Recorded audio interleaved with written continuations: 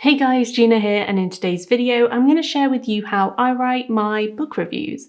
Now, I've been writing book reviews for a little while now, and in that time I've developed some techniques and some tips that will help you write better reviews and faster too. So this doesn't matter if you want to write reviews just for the fun of it, or you want to keep track of what you thought about certain books, so you want to start writing reviews, or if you want to write reviews to get advance copies or review copies from publishers, or you want to keep track of everything in a blog or something, this video will work for you no matter what. I'm going to cover everything from how I take my book reading notes, and then how I transform those notes into a review in a pretty quick turnaround. Step number 1, take notes while you're reading your book. This is the most important and strategic thing you can do when you want to start writing book reviews, and that's to take notes while you're reading. And now I know, it sounds like it will disturb the reading process and you won't be able to get into the book and enjoy it as much or feel as immersed if you keep having to stop to take notes. But you have to trust me, this is not the case at all.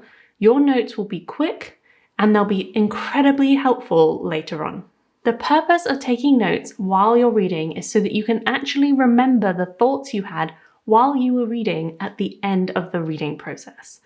This means that you can take notes on specific things that happened and your thoughts in that immediate moment, and then you'll be able to reference them later in the review. The difference between this and then writing notes at the end of the book is that, I don't know about you, but if I've been reading a book for a week-long period, I'm not going to remember exactly what I thought in the specific moments throughout the book. I'm only going to remember what I thought at the end of the book, which isn't an accurate representation of how I felt about the book as a whole, because sometimes books end badly, or sometimes they end really well, and it can completely change how you feel about the book the entire way through. This way you have a well-rounded thought process as you're taking notes throughout the process rather than just taking notes at the end. So let's take some notes. But what does this mean and how do you do it? Well, let's keep things simple. For me, I like to keep a notepad on my phone, which allows me to jot down my thoughts whenever I need to. If you prefer paper, you can do it that way instead. I recommend not making your notes in the book though. Can you imagine having to flick through the book pages again after reading just to find your notes and then having to type them all up? Annoying and takes extra time you might not realistically have. The benefit I found with writing notes on my phone is that I can sync it up with my computer, and then the notes on my phone and the notes on my computer are exactly the same, and I can simply copy and paste and transform that into a review. But we'll get to that later. Okay, so when making these notes, what exactly do you write? Well, this is the beauty of it, because while you're reading, all you need to do is write down the thoughts you had in that moment on your phone. It's as simple as that. For me, this is usually things like if I like the way the characters are written, my opinions on the plot, things like the magic system, the style of writing, and more. These notes don't have to be written well either. They can be incredibly rough and literally just your thoughts in that moment so that you can get back to reading. There's also no such thing as too many notes. In the past, I have written reviews where I have not had enough notes, and I've also written reviews where I've had too many and they just didn't make it into the review. That is fine. It's better to have too many than not enough. The best way to learn how to write these notes or get used to doing it is to simply do it. The more you start to write these notes as you're reading these books, the better you'll become at it, and the more you'll be able to pick out things that would work well in your end review, and things that matter and other things that don't.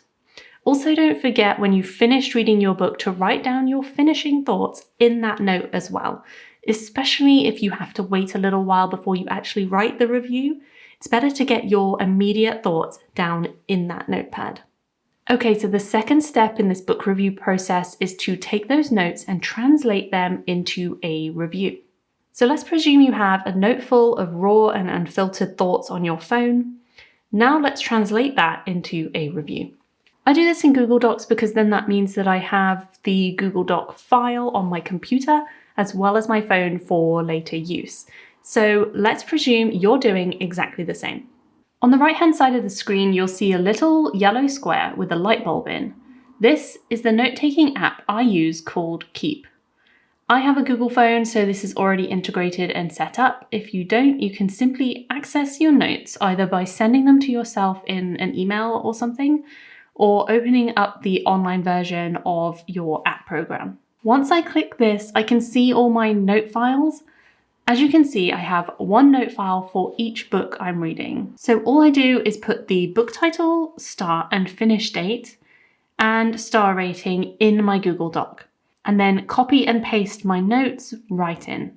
As you can see, they're a bit of an unorganized mess, but there are some real valuable thoughts in there. My next task is to organize these notes into like-minded thoughts and decide if I want to emphasize some points over others.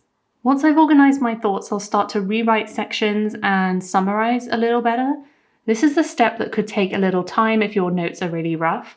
But as you start to take notes more regularly, you'll get much better at taking your notes, and sometimes you don't even have to edit them at all.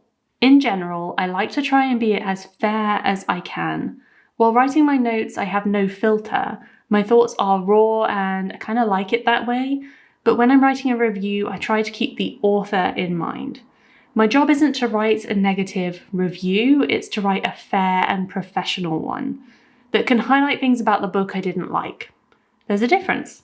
So if my notes contain anything that doesn't seem professional or overly fair, then I'll translate it into something that does.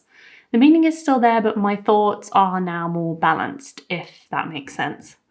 You still need to offer your opinion, but you don't need to slam the author. But let me just say that you'll start to notice when you're writing your notes and then translating them into reviews that it's much easier to write negative things about books than it is positive things. I struggled for years with trying to determine why I liked a book, like the specific things that were good about it. It's much harder to put that together because our brains are hardwired to see the negative in things.